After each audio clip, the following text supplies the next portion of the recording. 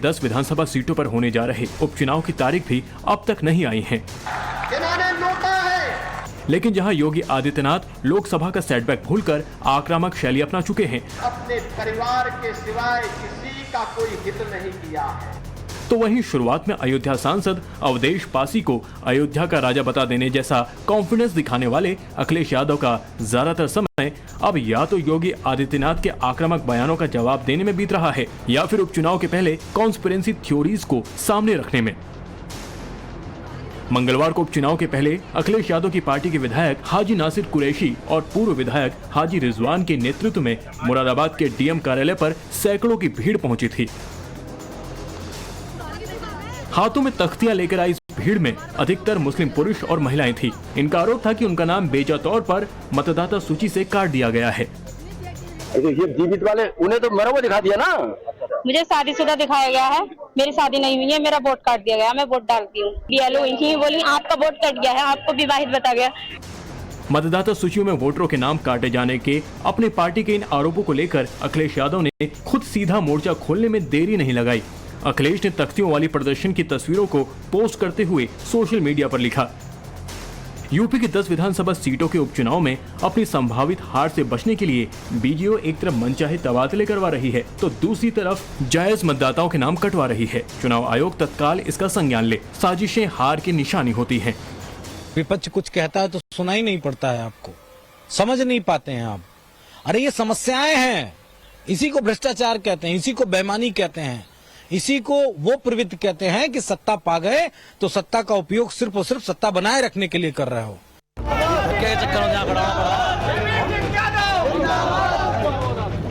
अखिलेश यादव मुरादाबाद में अपनी पार्टी के विरोध प्रदर्शन के जरिए जायज वोटरों के नाम कटने का आरोप किन आधार पर लगा रहे हैं ये वही जाने।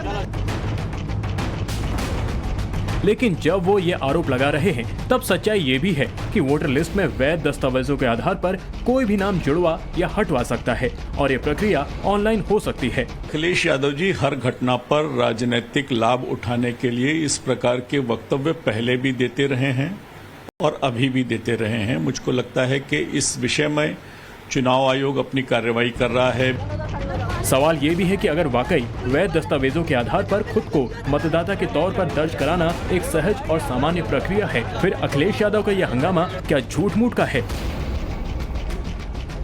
क्या यूपी विधानसभा उपचुनाव से पहले अखिलेश यादव किसी टेंशन में है जैसे बीजेपी दावा कर रही है? जो 10 सीटों पर चुनाव होना है उन तमाम सीटों पे समाजवादी पार्टी की हालत बहुत खराब है। ये समाजवादी पार्टी के नेता जानते हैं, तो अपने हार का ठीकरा वो कैसे फोड़ेंगे? तो उसी के पीछे का एक जो प्लॉटिंग जो तैयार करने की ये जो कोशिश समाजवादी पार्टी कर रही है, ये उसी का एक जो है थ्रेड है, मतलब उसी का एक ये पहला पहलू है। यहाँ ये भी जान लीजिए कि यूपी में लोकसभा चुनाव में मिले सेटबैक पर बीजेपी की समीक्षा में मुरादाबाद जैसे जिलों में फर्जी वोटरों के नाम शामिल होने को एक बड़ी वजह माना गया था। गड़बड़ी किस स्तर की हुई होगी इसका एक प्रमाण भी तब मिला था जब बोगस वोट देने आई एक नाबालिग लड़की का मामला वायरल हुआ था। आपका नाम क्या है? फरीन। और किसका वोट डालना है? वोट डालने किसका आई हो? फरीन। और आपका नाम क्या है? फरीन। कौन सी क्लास? फरीन। आप फरीन का वोट डालना आई हो? 8th class. ये फोटो आपका ही है? हाँ। अच्छा, 18 साल की उम्र, 8वीं क्लास में पहुंच जाएगा। 8वीं क्लास में तो 18 साल होते हैं, वोट कैसे तुम्हारा? ये फर्जी नया आधार कार्ड फर्जी बना हुआ है। ऐसे मामलों के ही मद्देनजर गड़बड़ी करने के संदिग्ध बूथ लेवल अफसरों का ट्रांसफर किया गया है। पिछले महीने जब योगी सरकार ने यह एक्शन लिया था तब वो अखिलेश को नागवार गुजरा था। तैयारी कर रहे थे ट्रांसफर कर करके, और सोचिए क्या ट्रांसफर कर रहे हैं, एमवाई ढूंढ रहे हैं कि अगर उन्हें एमवाई दिख जाए तो उसका ट्रांसफर कर दें। पीडीए ने एमवाई को हराया है। अब आप पूछोगे एमवाई क्या है? दिल्ली वाले और लखनऊ वालों को हराया है पीडीए ने। इस बीच जब मुरादाबाद में वोटर लिस्ट का मामला अखिलेश यादव ने गरमाया तो इलाके के बीजेपी नेता रामवीर सिंह ने समाजवादी पार्टी के पूरे प्रदर्शन को झूठ साबित करने का दावा करके एक नया ट्वीट दे दिया है। जो यहाँ विधायक रहे इस क्षेत्र के रिजवान मियाँ, उनके पिताजी जो है इस तरीके से एक वो लिए हुए खड़े थे, आपने देखे होंगे, भुल्लन उनका नाम है, भुल्लन, और पिता का नाम जो है छुट्टन। ये वोट ये है भुल्लन, पिता का नाम छुट्टन, डोमघर, इसका ये नंबर है, ये लिस्ट में विद्यमान है और ये 80 साल से ऊपर की आयु के हैं, भले इंसान भी हैं, पहलवान हैं, और उसके बाद भी इनके पुत्र ने इनसे झूठ बुलवाने का काम किया। अपने पिता को भी झूठ बुलवाने पर विवश किया और उन्हें जो है आंदोलन में लाए। इसमें कोई बात नहीं है, ये बिल्कुल सब झूठी अखबारें हैं, लोग ड्रामा कर रहे हैं, इसमें कोई बात नहीं है। हमारे यहाँ सब कुछ नहीं कटा, कोई वोट भी हमारे इलाके में कोई वोट नहीं कटा। तो फिर ये क्या किया उन्होंने? झूठी अखबार होगी कोई।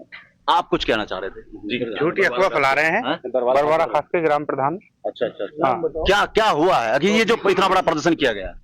ये झूठी अखबार फैला रहे हैं और ये बेवजह लोगों को गुमराह कर रहे हैं।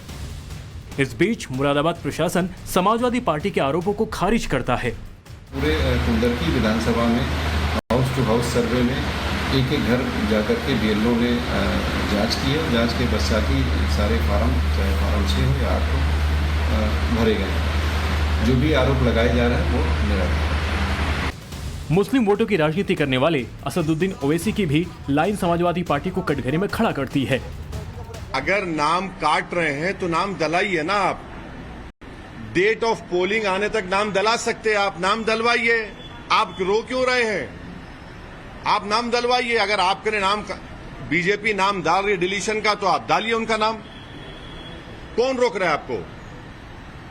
आप डालिए नाम और इलेक्शन कमीशन को रिप्रेजेंटेशन भिजाइए, मीडिया को दीजिए कि कहां पे कौन सी 10 विधानसभा में चुनाव हो रहा है बाई इलेक्शन का, कहां से नाम कट रहे हैं वो दे दीजिए। ऐसे में घूम फिर कर फिर ये सवाल उठ खड़ा हुआ है कि अगर वाकई अखिलेश यादव पीडीए वाला दाव इतना मजबूत होता तो क्या अखिलेश ऐसे मामलों को हवा दे रहे होते, या फिर होने वाले यूपी उपचुनाव वाकई योगी और अखिलेश के बीच नाक का सवाल है कि दोनों आर पार पर उतर आए हैं। जो उपचुनाव हैं, भले ही सीटों की संख्या पर कोई असर नहीं पड़ेगा, इनसे कोई बहुमत पर असर नहीं पड़ने वाला है, लेकिन ये चुनाव इस मायने में अहम है क्योंकि 2024 के आम चुनाव में जिस तरीके से समाजवादी पार्टी ने बढ़त हासिल की, 37 सीटें उत्तर प्रदेश में हासिल की, सबसे बड़ी पार्टी बनकर उभरी है, तो इसके बाद ये चुनौती अब बीजेपी के लिए भी है कि वो अपनी मजबूती दिखाए, और समाजवादी पार्टी के लिए भी एक बड़ी चुनौती है कि वो दिखाए कि वो मजबूती सिर्फ एक बार नहीं हासिल की, वो लगातार बढ़त का सिलसिला बनाए हुए है। तो ये जो चुनाव है ये प्रतीक के तौर पर, संकेत के तौर पर और इनसे निकले संदेश के तौर पर बड़े अहम हो जाते हैं। यूपी में उपचुनाव भले 10 सीटों के लिए हो रहा हो, लेकिन लड़ाई परसेप्शन की है। जो इस परसेप्शन की लड़ाई में जीत जाएगा 2027 के चुनाव में उतनी भारी भरकम तस्वीर उसकी बनेगी, और यही बात दोनों राजनीतिक दल मानकर चल रहे हैं, चाहे समाजवादी पार्टी हो या फिर बीजेपी। अखिलेश यादव लोकसभा चुनाव से बढ़त हासिल कर जनता के मुद्दों पर लगातार सरकार से सवाल कर रहे हैं, सरकार को घेरने की रणनीति पर काम कर रहे हैं। वहीं बीजेपी ने भी अपनी रणनीति में बदलाव किया है।